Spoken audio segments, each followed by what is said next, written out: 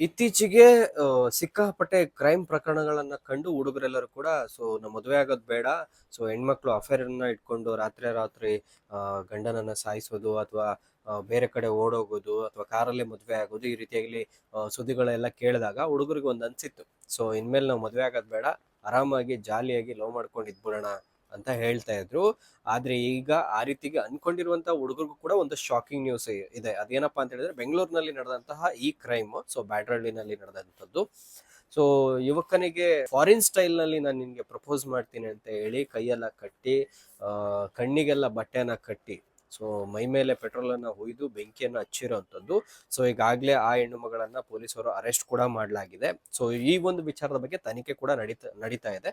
ಸದ್ಯ ಸಿಕ್ಕಿರುವಂತಹ ಮಾಹಿತಿ ಪ್ರಕಾರ ಬೇರೆ ಹುಡುಗಿ ಜೊತೆಗೆ ಅಫೈರ್ ಅನ್ನ ಇಟ್ಕೊಂಡಿದ್ರು ಅಥವಾ ಬೇರೆ ಹುಡುಗಿಯ ಒಂದು ಬರ್ತ್ಡೇನ ಸೆಲೆಬ್ರೇಟ್ ಮಾಡಿದ್ದಾರೆ ಅನ್ನೋ ಒಂದು ಕಾರಣಕ್ಕೋಸ್ಕರ ಇವರು ಈ ರೀತಿಯಾಗಿ ಮಾಡಿದ್ದಾರೆ ಅಂತ ಹೇಳಿ ಸದ್ಯದ ಮಾಹಿತಿ ಸಿಕ್ಕಿರೋದು. ಬಟ್ ಸತ್ಯತೆ ಏನಿದೆ ಅಂತ ಹೇಳಿ ಆ ಹೆಣ್ಣುಮಗಳು ಬಾಯಿ ಬಿಟ್ಟಾಗ್ಲೇ ಗೊತ್ತಾಗುತ್ತೆ ಹೊರತು ಅದು ಅಲ್ಲಿ ತನಕನೂ ಗೊತ್ತಾಗೋದಿಲ್ಲ. ಅಲ್ಲಿ ತನಕನೂ ಎಲ್ಲರೂ ಕೂಡ ನಾವು ಅನ್ಕೊಳ್ತೀವಿ ಇವರು ಈ ಒಂದು ಕ್ರೈಮ್ ಅನ್ನ, ಅಂದ್ರೆ ಫಾರಿನ್ ಸ್ಟೈಲ್ ಅಲ್ಲಿ ನಾನು ನಿನಗೆ ಪ್ರಪೋಸ್ ಮಾಡ್ತೀನಿ ಅಂತ ಹೇಳಿ ಮೈ ಮೇಲೆ ಪೆಟ್ರೋಲ್ ಇದು ಬೆಂಕಿಯನ್ನು ಹಚ್ಚಿ ಆ ಹುಡುಗನನ್ನ ಜೀವಂತವಾಗಿ ಹತ್ಯೆ ಮಾಡಿರುವಂತದ್ದು. ಈ ಒಂದು ಘಟನೆ ನಿಜವಾಗ್ಲೂ ಕೂಡ ಇಡೀ ದೇಶಕ್ಕೇನೆ ಇದು ಸಿಕ್ಕಾಪಟ್ಟೆ ಶಾಕ್ ಕೊಡುವಂತಹ ನ್ಯೂಸ್ ಆಗಿರುವಂತದ್ದು. ಇದ್ರ ಜೊತೆಗೆ ಇನ್ನೊಂದು ಇಂಪಾರ್ಟೆಂಟ್ ಟಿಪ್ಸ್ ಏನಪ್ಪಾ ಅಂತ ಹೇಳಿದ್ರೆ, ನೀವು ಲವ್ ಮಾಡ್ತಿದ್ರ ಓಕೆ ಮಾಡಿ, ಅಥವಾ ಮದುವೆ ಆಗಿದ್ರ ಓಕೆ ಫೈನ್, ಏನು ತೊಂದರೆ ಇಲ್ಲ.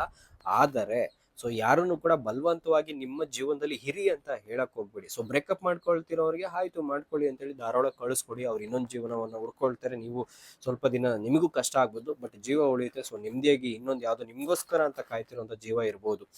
ದಯವಿಟ್ಟು ಈ ರೀತಿಯಾಗಿ ಪ್ರಕರಣಗಳಿಗೆ ನೀವೆಲ್ಲ ಬಲಿ ಆಗ್ಬೇಡಿ, ಅಥವಾ ನೀವು ಆ ರೀತಿಯಾಗಿ ಕ್ರೈಮ್ ರೇಟ್ ಅನ್ನು ಜಾಸ್ತಿ ಮಾಡೋದಕ್ಕೆ ಮುಂದೆ ಹೋಗ್ಬೇಡಿ ಅಂತ ಹೇಳ್ತೀನಿ. ಇಷ್ಟು ದಿನ ಮದುವೆ ಆಗೋಕೆ ಎದುರ್ಕೊಂತಿದ್ದಂತ ಹುಡುಗರು ಇವಾಗ ಲವ್ ಮಾಡೋಕ್ಕೂ ಎದುರ್ಕೊಳ್ಬೇಕಾಗಿರುವಂತ ಪರಿಸ್ಥಿತಿ ಬಂದ್ಬಿಟ್ಟಿದೆ.